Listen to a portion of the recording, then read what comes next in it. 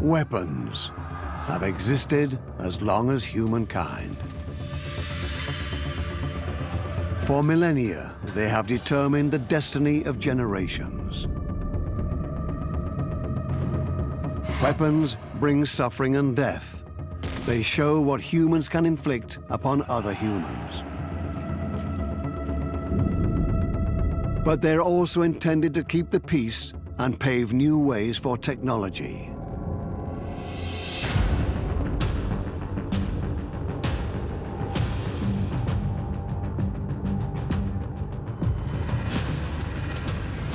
Ranged weapons. We will show how they have made history and shaped whole eras. Astonishing experiments will uncover the secret of their deadly efficiency. The Minié ball, with its precision and penetrating power, is a real game changer in the 19th century. It actually quite scared me. The longbow even frightens medieval noblemen. That's a piece of wood that transports arrows incredibly far. And the Roman javelin incapacitates enemies with a simple trick. I mean, if I was holding that, it would have reached the man behind. Our first weapon, the pilum, the Roman javelin. According to ancient sources, it was the decisive weapon for the imperial legions. The history of the pilum dates back to the dawn of mankind.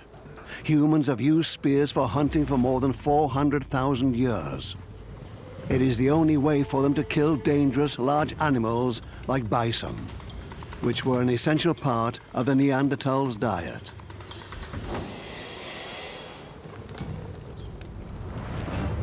More than 40,000 years ago, a new species enters the territory of the Neanderthals, Homo sapiens, the modern man. The intruders carry wooden throwing spears that they use with great efficiency. About 10,000 years later, the Homo sapiens species has successfully outlived Neanderthals, probably thanks to a better hunting and combat technique. It's a fact that a perfect hunting weapon, like a good throwing spear, for example, makes sure that the human brain, an organ which needs a considerable amount of protein, gets enough nutrients.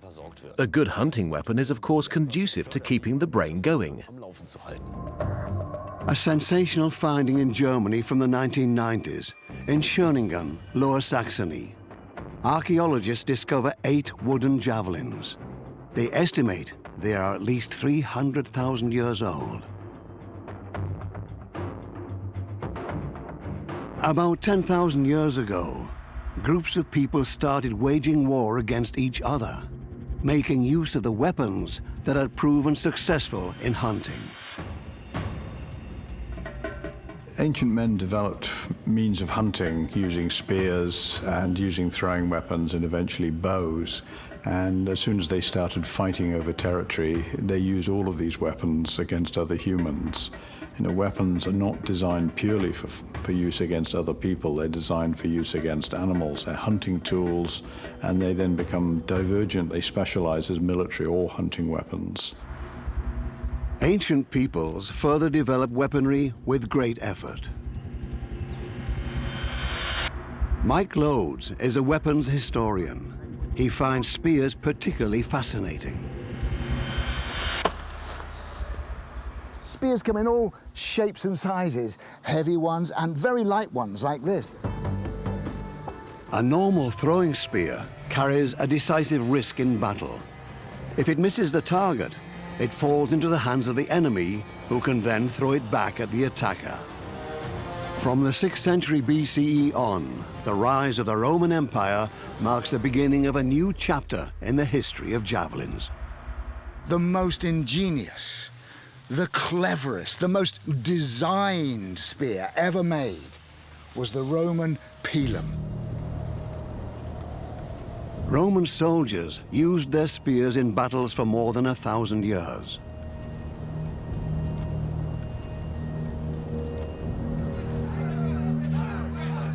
Like in the year 52 BCE, The Gauls desperately oppose their integration into the Roman Empire.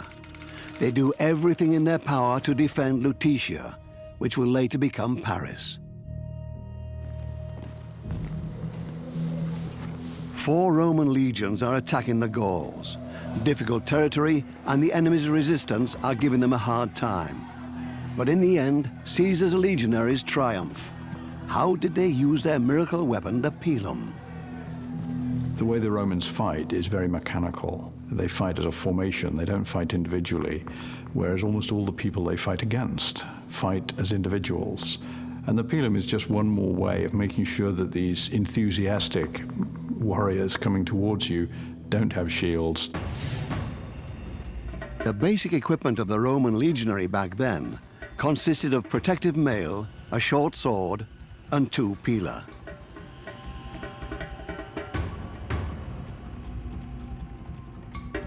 The length of a typical pilum, 2 meters. The weight, about 2 kilograms. The pilum looks strikingly different than other ancient spears. It has a long shaft with a broad, square head. What is it for? What's its secret?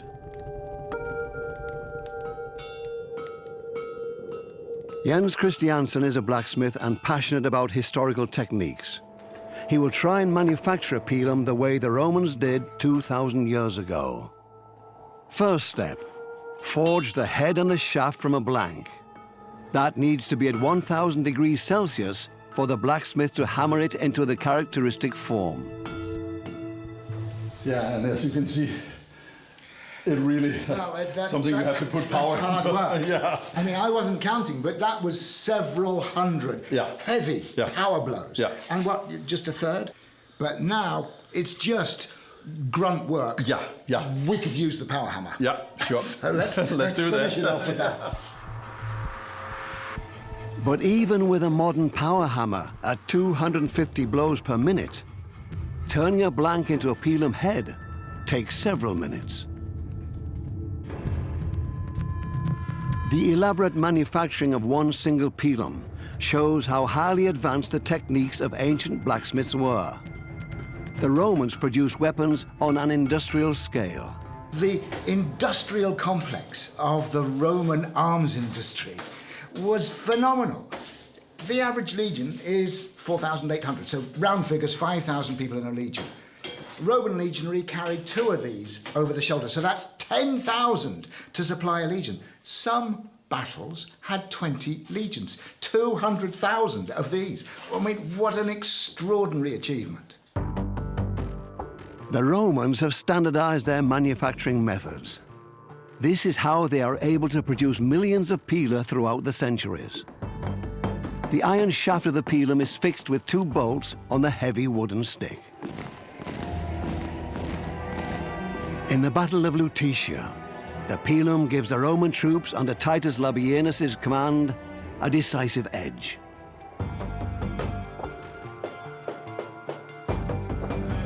Although the Gauls are armed with heavy shields, they cannot protect themselves from the penetration power of the Roman javelin. Caesar tells us these front ranks were transfixed by our javelins, by our pila. In just a couple of salvos of pila, Labienus had managed to halt that storm of Gauls coming towards his men. Not only did he stop that charge, but by building a wall of dead and dying in front of his lines, he slowed any further charges, so that main tactic of the Gauls was now thwarted for the rest of the battle. Denmark, a historical village museum. Mike Lodes and his team are preparing an experiment that will help them find out how the pilum actually performs when an attacker approaches at high speed.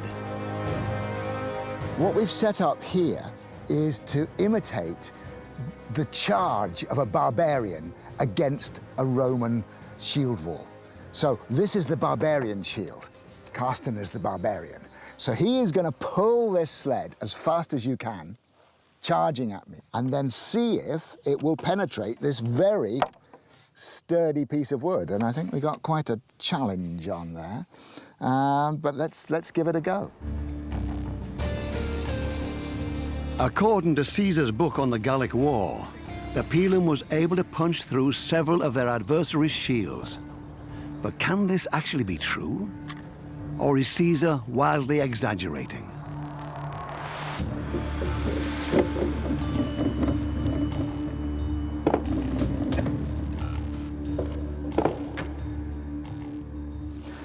Look at that, it's just punched straight through. It was just effortless almost. It was using his momentum against him.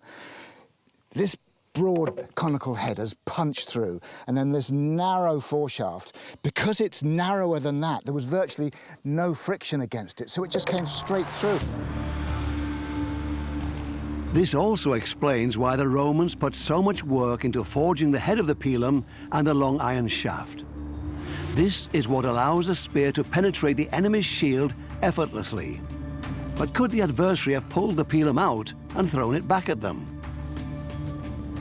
I mean, if I was holding that, it would have reached the man behind. But even if it had only gone through that far, then it would have done this. You can see how the weight of this is pulling down. If I try to charge forward, now look what happens.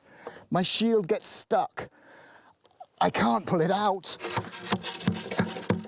So all I do is abandon the shield. Now I have to continue my attack defenseless.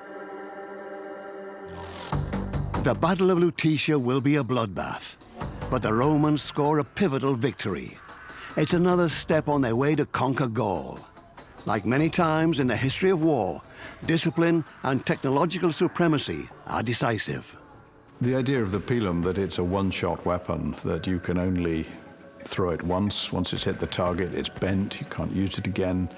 Of course, that means you can't throw it back at the Romans, but after the battle, the Romans will have won. They'll pick up all the pilum, they'll take them to the armorer, they'll mend them, and they'll be ready to use another day. So this is a very neat weapon. The pilum is much more potent than an ordinary javelin. Effortlessly, it transfixes the shields of the enemies and, at the same time, becomes useless for them. A master stroke by Roman weapon designers.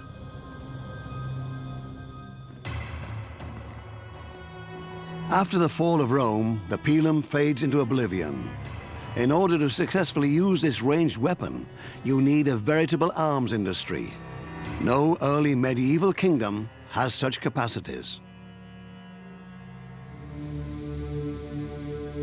Our next ranged weapon, the longbow. In the Middle Ages, it becomes the fear of all knights. What is its secret? And why were the English longbow archers dreaded by so many on the battlefield? 26th of August, 1346, Crécy, a small town near the Norman coast. The forces of England's King Edward III are facing those of his French antagonist, Philip VI. It is the first big battle of the 100 Years' War between England and France. They fight over French mainland territory and the rule of France. England even claims the French throne.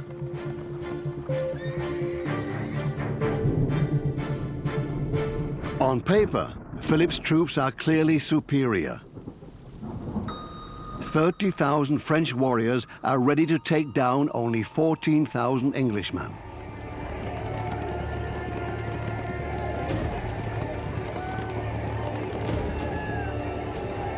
The French, however, have overestimated their chances of an easy victory. Thousands of English arrows rain down on them. Historians estimate that the English shot up to 35,000 arrows a minute.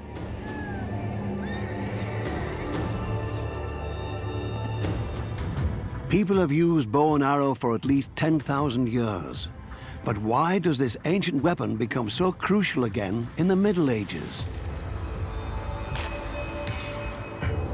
Bowyer Anton Weininger knows their mysteries. This here is an English longbow, a yew-bow. It stands out for its length and penetrating power. This weapon is enormously effective even at longer distances. What fascinates me the most is that this is a piece of wood that is able to transport arrows incredibly far. The dreaded Hungarian riders a few centuries earlier used shorter bows. These consist of several layers, a lengthy manufacturing process.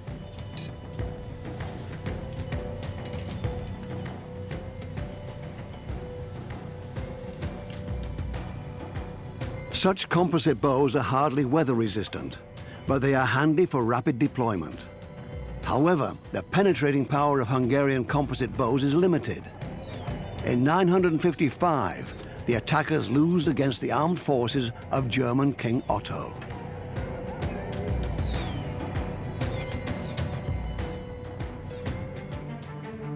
The English longbow is special because it consists of one single piece of wood, one trunk. Anton Weininger explores the historical techniques that our ancestors employed to make this weapon. When you look at this yew, you can see the sapwood very well. That's the pale-colored layer. And this is the heartwood. The heart of the yew is very tough and durable, while the sapwood is very flexible and elastic. In yew bows, the belly, the part that faces the archer, is made of core wood, and the sap is used for the front side of the bow. There is a lot of tension when shooting, so this part needs to be bendy. Yew wood grows extremely slowly, which makes it perfect for bowyery. This resistant wood is hard to get nowadays. One trunk costs about 200 euros.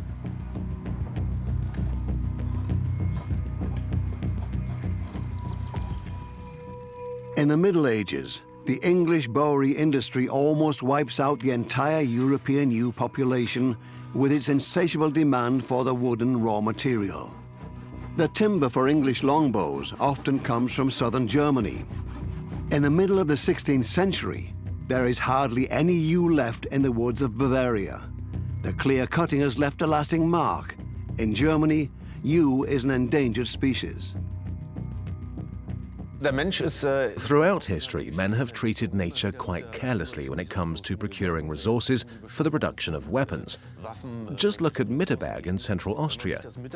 In the Bronze Age, people mined copper ore in this region. The area around some of the mine tailings is still completely dead today. Raw materials have always been essential for manufacturing weapons. The Romans needed 30 tons of iron to equip one single legion for battle. Since antiquity, mining and smelting for the weapons industry have contaminated European rivers. Air pollution even presented a problem in ancient Rome. Hundreds of furnaces produced toxic emissions generated during the smelting of copper, iron, or lead ore. Raw materials that were largely used to produce weapons. You always work with what you've got. If you can pick it up, it's better than having to pay for it. And if you have control, and the King of England, for example, has ownership of everything under the ground. So anything you mine belongs to the King of England. So if you need iron, when it's dug up, the king owns it, and he'll pay you a fee for digging it out rather than paying you to actually own the physical property. So medieval and modern states have found ways of concentrating their resources to maximize their ability to manufacture weapons. Back to the longbow. In his studio in Austria, Weininger is working on the fine-tuning of the bow, which has taken its characteristic round form by now. The grooves at the ends will hold the string that Weininger will manufacture next. The string is a decisive detail for the performance of the longbow. The more robust it is, the further and more precisely the bow will shoot. Traditionally, you used nettles or flax strings, but they don't grow as well as they used to anymore. Back in the Middle Ages, nettles could grow as high as 1.5 meters. For safety reasons, we use a nylon string. This also protects the bow from the vibrations, and we can be sure that the string won't break. Medieval bowstrings made of natural materials easily lose their tension when they get wet and have to be replaced more frequently. The last step of the procedure is the most difficult one. Anton Weniger scrapes off razor-thin layers to influence the draw weight of the bow. The more he scrapes off, the lighter it will be.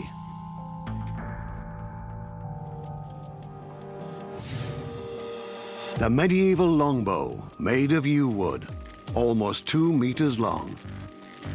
Draw weight, about 140 pounds. Today's competitive target shooters work with 30 to 50 pounds. The continued training with these massive weapons comes at a high price for the English longbow shooters. This archer has a really large and oversized bow, and most of the archers suffered from skeletal lesions. On the left, that is the bow hand, they had underdeveloped shoulders. And on the right, where the draw hand is, the shoulder was overdeveloped. This is something archaeologists found in skeletons. You know immediately if someone was an archer or not. On the battlefield, a well-trained medieval archer has one main tactical task: to break through the closed ranks of the enemy with targeted long-range shots. But how well does this work with a historical yew bow? The first shooting test at 50 meters, a normal distance in competitions today. Different factors affect the trajectory of the arrows, the crosswind, and the vibrations when the arrow is shot. You always create tension in a bow by pulling back the string. Energy is stored in it due to this tension. And once I release the string, this potential energy becomes kinetic energy. But the moment I release the string, it starts to vibrate. Just think of it like a guitar string. And this vibration expands to the bow. And if I don't pay close attention and hold on tight to the front part, I will get a little shock and I might miss my target. Weniger is an experienced archer. He has to keep all these factors in mind and intuitively anticipate the trajectory.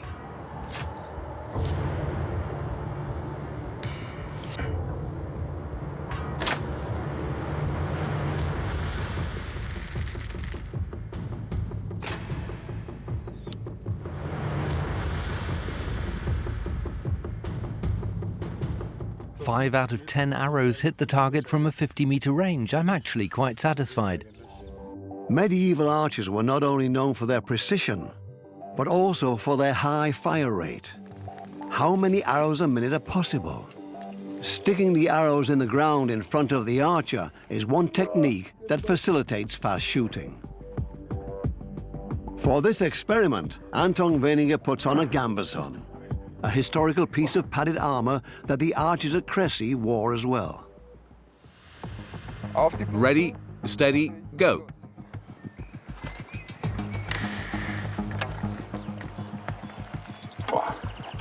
I can't believe it.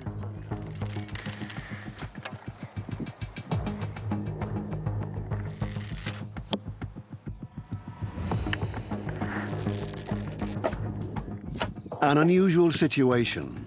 The medieval armor seems to greatly restrict Weniger's movements. And what was my time? 59:35. Okay, almost. But it's really not easy with this thing on. It's really heavy, very stiff. I could only draw the first one downwards. I just could not lift my arm. The arrows are all over the place. That's bad and incredibly hard. Some modern archers train intensely for fast shooting. They can fire an arrow every 1 or 2 seconds. Ancient sources also mention special techniques, like holding several arrows in one hand. The longbow is a significant part of England's medieval culture. King Edward III issued a decree in 1369 that obliged Londoners to regularly practice archery. Even 6-year-old children were drilled to learn how to shoot a bow. Most of the archers didn't get any older than 25, so that was their expiration date, if you will. Young people were almost abused in this desire to produce good archers. The well-trained archers also represent a threat to the feudal order. This is a terrifying weapon for two reasons. One, it will kill you, but more importantly, it means that peasants can kill noblemen. It's changed the natural order of things. Noblemen in armor should be able to knock over all the peasants. Now one peasant with a longbow can kill the nobleman.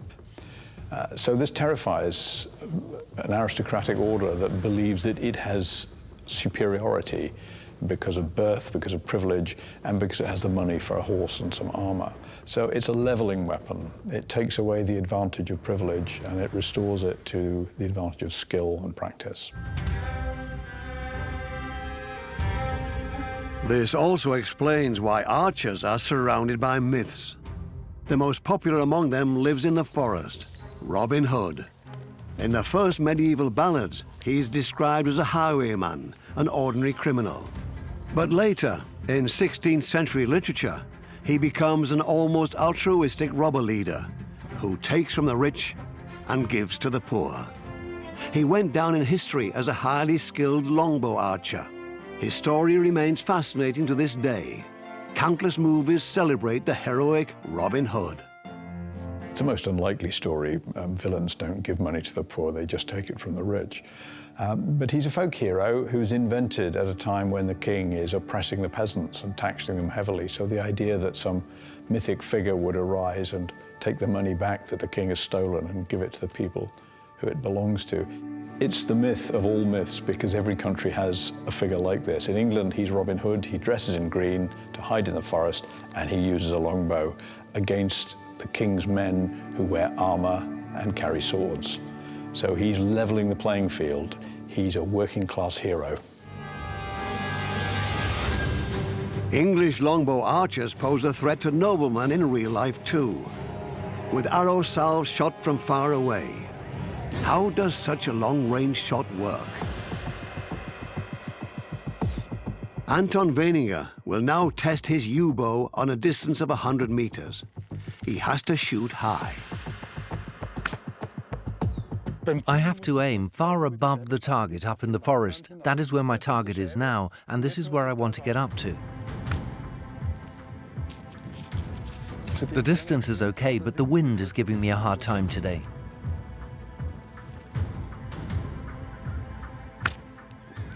Now I calculated with the wind, the direction should be perfect.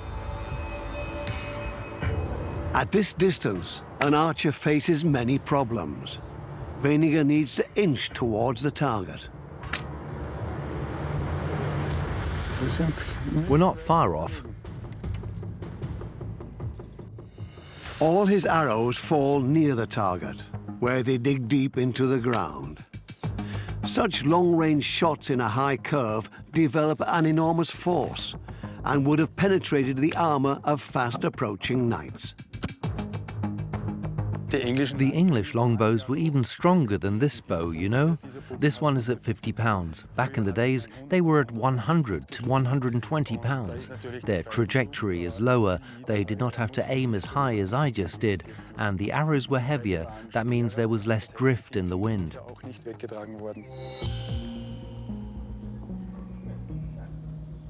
We want to find out how bad the injuries caused by an arrow are. Weininger is setting up a torso made of ballistic gelatine. For the targeted shot, he gets assistance from trick shot artist Peter Stecher.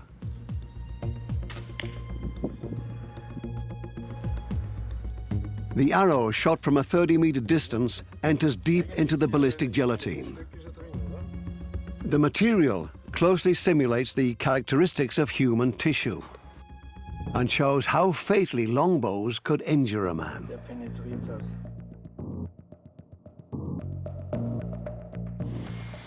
10 centimeters, that's very deep. Let's see how deep that is. Right in the heart.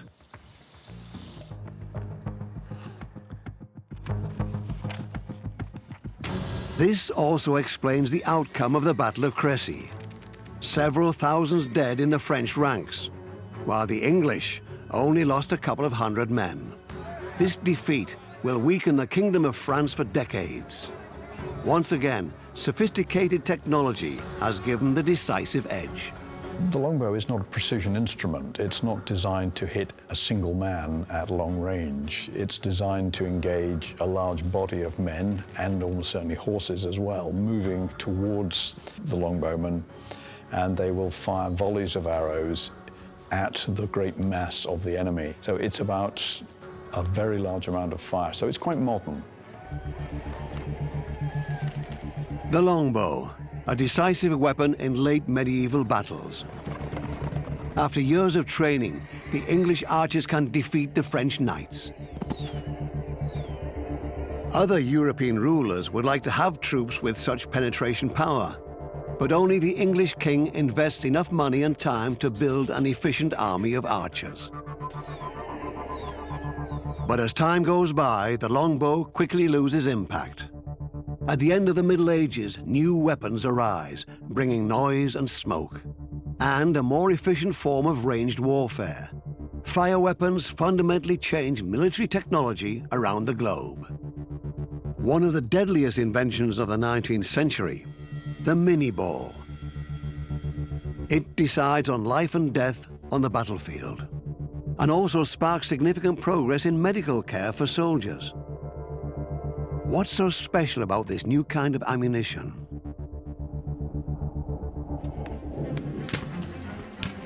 Before the Minié ball, until the middle of the 19th century, combat tactics were simple. The soldiers moved in closed ranks towards one another and then shot at their enemies with muskets. These weapons were quite powerful. They did a lot of damage if they hit a human body, but they were not accurate beyond about 50 paces, about 40 meters, and they tended to be fired not at targets, but they would be leveled as a platoon of soldiers would level their muskets towards the target and fire them all at once, hoping that some of the rounds would hit the target. Beyond 100 yards, you would make a lot of noise. You might hit a few things and you might frighten the horses, but that's about it. So this is a weapon which lacks range. The Minié ball will end this kind of warfare forever. Summer 1853. Russian troops invade the Ottoman Empire. The Crimean War begins, the first media war in history. Photographer Robert Fenton has a mobile development lab. His photos document the everyday life of the soldiers. Telegraph lines spread the news everywhere on the continent within the blink of an eye. France and England fight side by side with the Ottoman Empire. In the Battle of Inkerman on the 5th of November 1854, they used a new Minié ball against the Russian troops and score an important triumph. On a firing range near Gotha in central Germany, we want to uncover the secret behind the Minié ball and find out how it could make the round lead balls obsolete so quickly. The whole different form of this new type of ammunition immediately catches the eye. Wolfgang Staber trades in historical weapons. He knows how deeply the new ammunition affected the wars of the 19th century. The Minié ball has transformed history because it was manufactured in a way that allowed much higher precision. In 1846, French officer Claude-Étienne Minié invents the revolutionary ball, which requires a special barrel. The Minié ball is not round, which was the norm before, but is conical at the front. It's not even 3 centimeters long and only weighs 32 grams. A tiny projectile with dramatic effects. Minié designed the ball in such a way that it became the basis for all modern bullets. But what made Minié's ammunition that much better than the existing lead balls? Our shooting experiment begins at a distance of 50 meters. I'll shoot 10 times and see how significant the dispersion is. Staber first puts in the gunpowder and then the round lead ball wrapped in wadding, which seals the gas behind the projectile in the barrel. He uses a Brown Bess for the experiment, a standard musket of the British Army in the 18th century. You can hit the target, but there is some significant dispersion.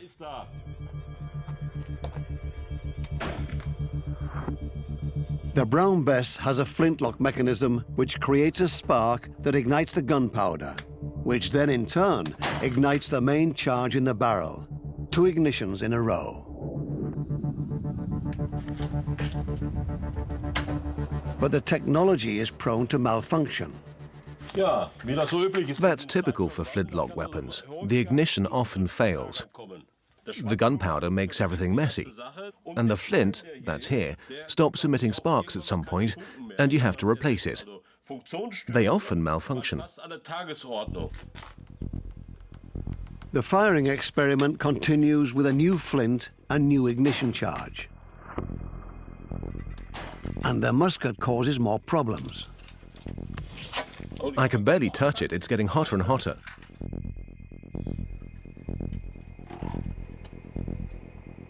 It's getting harder to charge because the barrel is increasingly blocked. It needs to be cleaned thoroughly. All right, let's try and fire the last shot. Staber's last shot also misses the target. I think it's astonishing that you can hit this target at all. 8 shots hit it, 2 missed. But you can already see how much dispersion there is. That's why the musket has no fixed sight. From a military point of view, it was like a scattershot. They passed the firing line, said fire, hoping that someone would hit the target. Now the mini ball. It needs to be greased before charging. Otherwise it would scratch along inside the barrel and leave lead traces. The thick layer of grease in the characteristic grooves of the projectile prevents this. To match the ammunition, Staber uses an Enfield rifle that was introduced to the English Army in 1852. The mini ball is easier to charge than the round ball with the wadding. And targeting is much easier too, because other than the musket, the Enfield rifle has sights. They're much closer together. It's clearly more accurate. While hitting the target with the musket is a matter of luck, Staber shoots more accurately using the mini balls.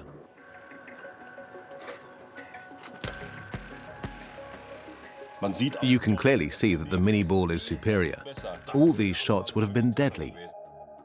The evaluation shows, using the new projectile, Staber hits the target 7 times out of 10, perfectly or almost perfectly. He can only score 3 hits with a lead ball. The other shots are widely dispersed. The mini ball was designed to hit a target from a distance of several hundred meters. This is only possible in combination with another invention. The mini ball was not the only innovation. The barrel is also part of the new design. The rifle barrel was invented long before the mini ball, presumably in the late 15th century. The idea was that the grooves machined into the walls impart spin to the projectile.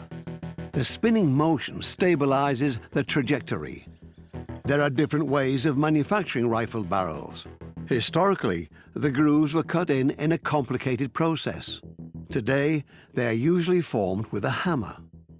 It's delicate work requiring a lot of attention to detail. These barrels are high-precision instruments.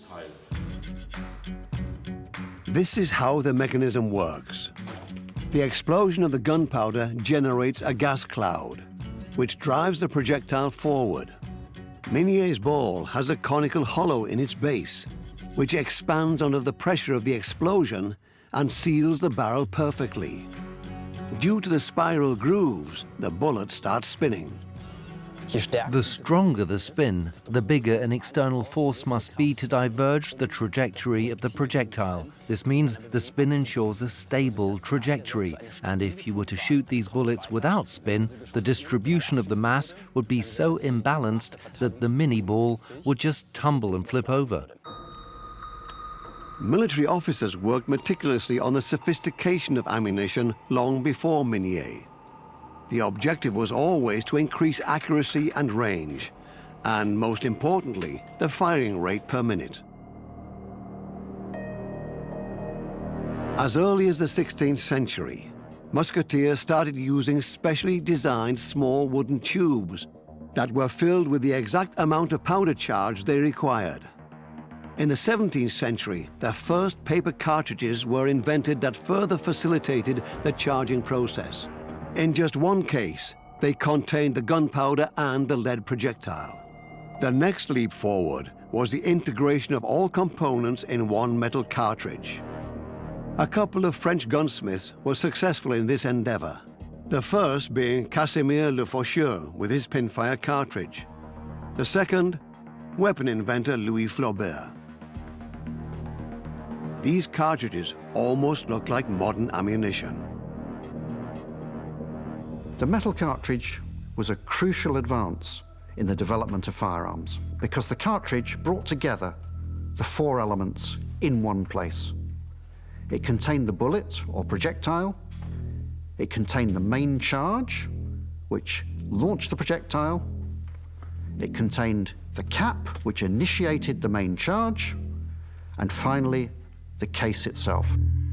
100 years ago, John Moses Browning, an American firearms designer, developed ammunition with a large cartridge and a slim pointed projectile.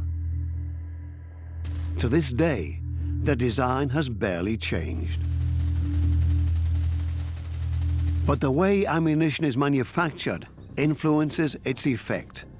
Some projectiles have such disastrous effects on the human body that they have been internationally outlawed. What I'd like to know now is how powerful this mini ball is, compared to a round ball and the modern NATO cartridge. I'll shoot at this ballistic block. It's a very special gel. It shows me the real impact of a bullet on a human body. Each type of ammunition needs the right rifle. For the lead bullet, Staber uses the old musket. The bullet goes straight through the ballistic block and exits again at the back. For the NATO cartridge, Staber uses a semi-automatic rifle. The cartridge itself has been an integral part of the standard equipment of Western armies for almost 50 years. Same thing here, a perforating shot. In the last round, Wolfgang Staber uses a mini ball to shoot at the ballistic dummy. The projectile that dates back more than 150 years has the biggest impact energy. Down here was the round ball, the biggest and heaviest bullet we have. Incredible impact, that's easy to see, a large wound channel. The smallest bullet, the NATO cartridge, just darted through it. So brutally, it would have perforated anybody. The mini ball was actually the most effective. It's the one that displaced most tissue. You could see the enormous impact energy. It actually quite scares me that this ancient mini ball has had such an impact. A direct comparison. On the left, the lead bullet. On the right, the NATO cartridge. In the middle, the mini ball, with powerful effect. If you look closely at a bullet wound, you can see a large area where the tissue has been destroyed. This was also true if the bullet hit a bone. It was simply splintered. That means the wounds were really, really big. The bones within were splintered, and in the past it was extremely difficult to do anything, to operate, for example.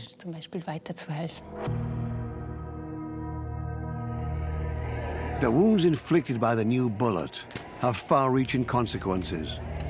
The Battle of Solferino takes place in the Second Italian War of Independence in 1859. Austria fights the Italians and the French. Swiss businessman Henri Dunant witnesses the terrible wounds the mini ball causes. Almost 40,000 dead and wounded people lie on the battleground.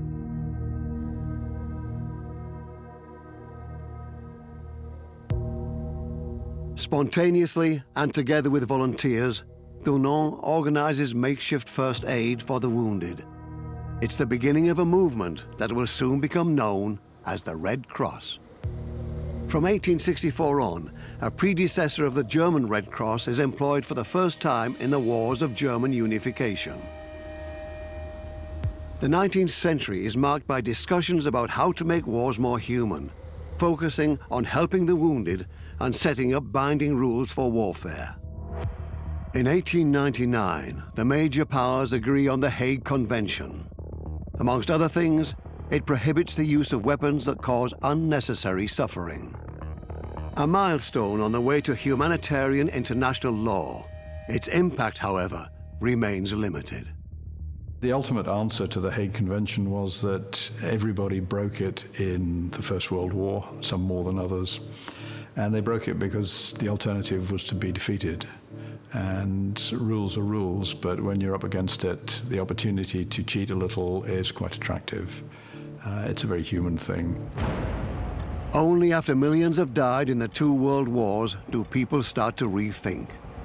The societies of the 21st century are no longer willing to sacrifice entire generations of young soldiers. States have become increasingly interested in ranged weapons which minimize the danger for their soldiers.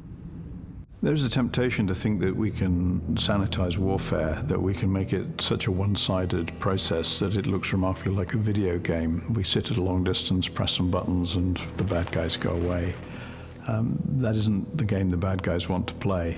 We have to accept that distance is a great advantage, precision is a great advantage, but battles are won ultimately when the enemy is defeated. And if he won't come out to play, you will have to go and get him. And that means getting closer and closer and closer to the place where he wants you to be. Nevertheless, much effort and money is put into the development of new ranged weapons. Sometimes they look like they come straight from a science fiction movie.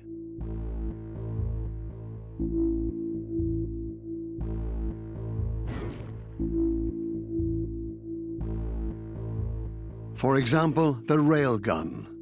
But the US Navy is indeed testing it. The first phase is stationary, but the long-term goal is to operate the weapon from ships or ground vehicles.